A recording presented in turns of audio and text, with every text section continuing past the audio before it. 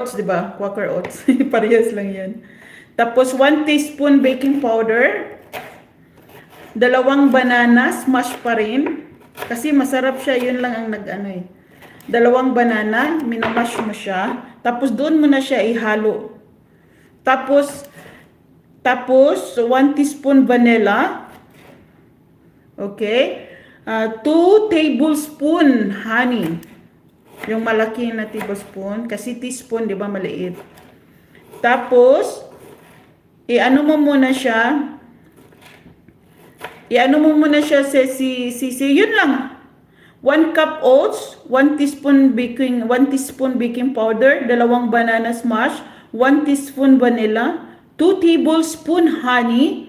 So, i-ano mo muna siya kahit 10 minutes muna siya para mababad yung oatmeal niya sa saging.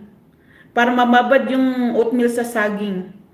Tapos, paglagay mo, sa akin kasi pag nagluto ako sa 170 degree, iwan ko sa inyo yung oven, di ba? Yung oven merong 200, 300, 250, ganyan.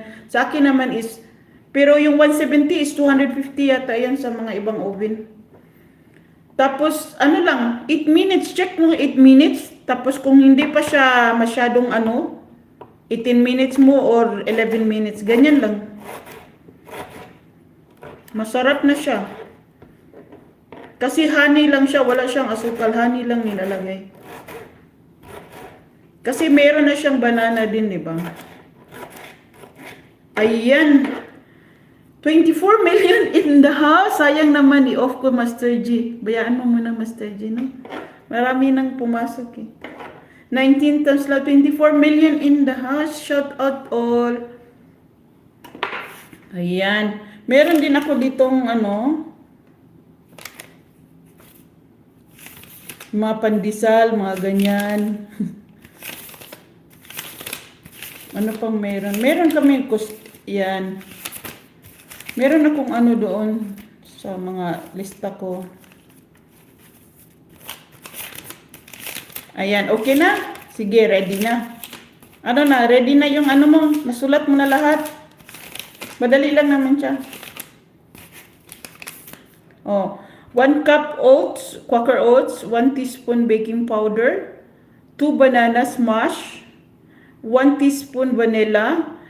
Ewan ko kasi sa amin kasi sisi, ginagamit namin is hindi liquid. Ayan yung amo yung liquid kasi mas matapang. Yung sa amin ginagamit namin is yung vanilla na powder, yung maliit. 2 tablespoon na honey. Tapos ibabad mo muna siya kahit 10 minutes or 5 minutes yung oats sa banana. Kasi yun yung nagdala sa na ma-soft yung Quaker oats. Oh, no butter na siya, sisi. Ang lagyan mo lang butter is yung lagyanan mo. Wala, no butter na siya. Ang lagyan mo lang butter yung sa muffins mo, yung sa cupcake. Yun lang lagyan mo ng butter. Wala na siya. Kaya simple recipe na masarap siya, na masustansya, di ba? Ay, sayang naman yung i-off ko yung live ko na maraming tao. Mag-live ka na, Master G.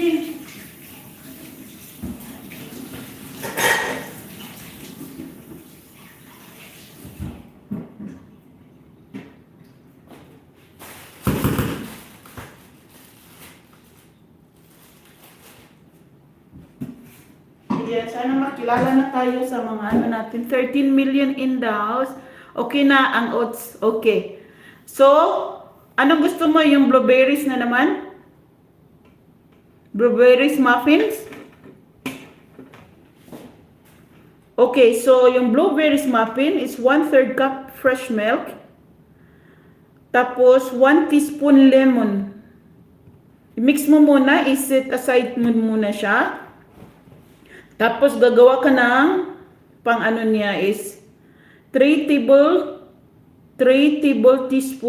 tablespoon vegetables oil, 3 tablespoon melted butter or 1/4 kasi yung sa amin kasi is pahaba na maliit yung butter namin. Tapos 1 teaspoon vanilla, 1 egg large, 1 1/3 cup of flour, 1 and 1/2